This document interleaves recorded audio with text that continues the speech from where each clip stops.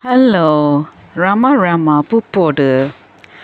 Hope all are in good health, feeling great, wonderful, having a happy and peaceful life. Now let's go to chapter 48. Ramnagar, Anandashiram. After a few days' stay, Ramdas and Krishnabai, at the invitation of T. Bhavani Shankar Rao, came to Manjapati, now known as Ramnagar, for the opening ceremony of his newly built house at this place. T. Bhavani Shankar Rao and other friends pressed Ramdas to have an ashram built near the Manjapati hill, which place was discovered to be not only solitary but also possessing all the scenic grandeur of the countryside. Agreeing to the suggestion of the friends, he decided to have an ashram erected on a small hillock by the side of a towering hill, the highest in the range. At once, God, who gave the idea, set him to work for the accomplishment of it. He wrote appeals for funds to the innumerable friends all over India with whom he had come in contact during his itinerant life for making up the cost of the new ashram. The encouragement and help he received on all sides was simply marvelous. Within a month of his arrival at Ramnagar, the work of erecting the ashram building started. The friends who offered the suggestion heartily joined in it. The ashram work began only 3 months before the breaking of the monsoon, so the work had to be hurried on. In 3 months, the main ashram building and the outhouse behind it was completed. A few days after Ramdas left Kasaragod, Mother Rukmabai, who was still staying at her daughter's house, came to Ramnagar and after a short stay proceeded to Madras to spend a few days with her nephew. She had a great mind to live permanently with Ramdas in the new ashram, but God willed otherwise. Soon after her arrival in Madras, her asthmatic complaint took a serious turn. Her condition became critical.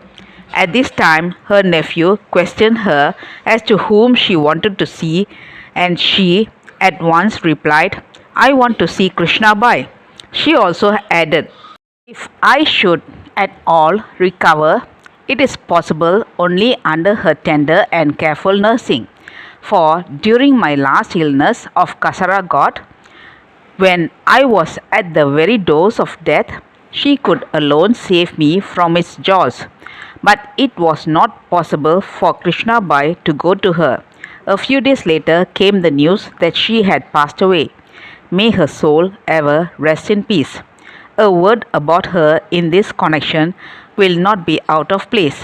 She was a true, noble, and faithful partner in his whole life. It was but natural that when God took Ramdas away from her company and made him dedicate his life entirely to his service, she felt no small amount of pain. But latterly, when she came to stay with him in the Kasaragod ashram, she truly understood the intention of God in bringing about the transformation in his life. Naturally, of a religious temperament, thereafter her devotion became so intense that she learnt with the aspiration to attain the vision of God. The Lord's great name continuously dwelt on her lips, and even to the last moment she maintained the remembrance of God and dropped off the body in that exalted consciousness. Ashram building. The main ashram consists of a bhajan mandir in front enclosed by arched walls, the upper part of which is ornamented with nice work which gives the hall not only an artistic view but also a distinctly imposing and charming appearance. At the back of the bhajan mandir is a small room for Ramdas occupation. The outhouse, which is situated directly at the back of the main building, is made up of 4 rooms, 2 on each side, having a pathway between, one side of which is used as kitchen and the other for the residence of casual guests. Later, another small building was erected in the ashram compound for purposes of conducting the editorial and official business of the 2 magazines and correspondence. The cost of this building was met by the generosity of Thakur Sahib of Limdi, Sir Daulat Singh, to whom Ramdas here expresses his feelings of gratitude. Scenery. While to the right side of the ashram there is a chain of undulating hills. To the front there lies extensive grounds formed by groves of trees and cornfields. To the left the vision can sweep over about 4 miles, a vast plateau filled with the growth of thick vegetation, plains and scattered houses, having at the far end the Arabian Sea with its blue expanse of water. Behind the ashram are rows of hills covered over with a verdant growth, having on both sides beautiful coconut tops, whose crests wave majestically in the strong breeze that blow over them from the sea. To stand out on the ashram hill and cast a look around means to present to the sight a most fascinating picture of nature dressed in her variegated colors.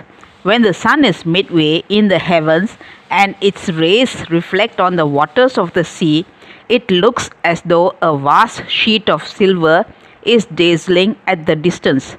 After a few monsoon rains, when the green grass like a mantle spreads over the hills and plains, the surroundings offer a bewitching sight to the onlooker.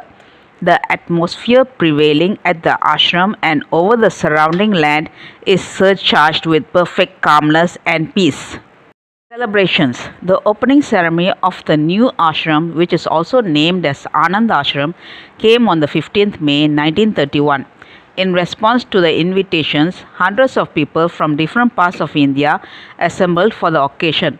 Bhajan, kirtan, feast and distribution of food etc. to the poor went on for 10 days. The hills of Ramnagar resounded with the thrilling music of the Lord's glorious names. From Maharashtra, about half a dozen devotees attended the function. Janathan Pant, Raghunath Maharaj, Govind Ramakrishna Joshi, Krishnaji, Pandarinath and Madhav Rao Kulkarni were amongst them. These devotees took wholehearted part in bhajans and kirtans.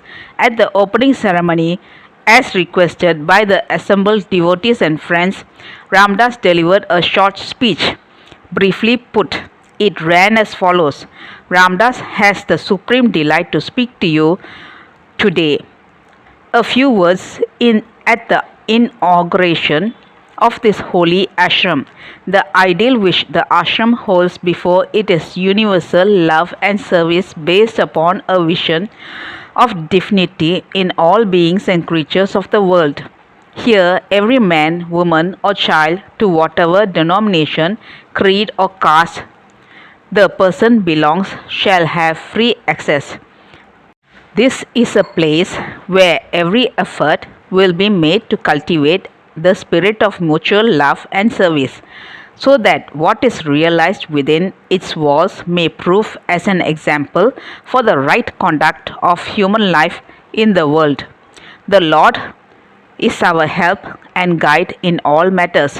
May He, with all His bounty, shower His blessings on the great service which this home of love and bliss has undertaken to discharge. Krishna Bai, although greatly weakened by the injury she has sustained at the Kasaragod ashram, brought out all her rare skill and indefatigable energy in the management of the function. Every program was gone through with exactness and regularity. It must be admitted that Krishna Bai is a born organizer and exhibited in all things her wonderful capacity for handling difficult situations, for soon after the opening of the buildings, torrential rains accompanied by thunder, lightning and storms swept over the ashram building. But the radiant and ever calm figure of Krishna Bai was moving about in the assemblage like a flash of light, attending even to the meanest, tiniest things. None of the visitors went without her special care and service. In short, she had a maternal eye upon all alike. 5 months after the opening celebration of the ashram, Ramdas received the tidings that Gurudev at Kasaragod had dropped off his body. In the last period, of his life, for some months, he had reached a state in which he remained perfectly unattached to the world, retaining all the time not only his consciousness of the external life but also his jovial and cheerful nature. It is the wave of grace, compassion, and love that rose from his magnanimous heart that turned Ramdas' life towards its fountainhead, God, ultimately granting him the highest vision of immortality, bliss, and peace through perfect union and oneness with the immanent and transcendent Godhead. In commemoration of his Savior and through him the Savior of thousands, the day of his departure from the world is observed in the ashram with the celebration falling in the month of October or November every year. Celebrations annually continue to be held in the ashram twice a year. One, the annual celebration of the ashram, and the other, Guru Punyatithi.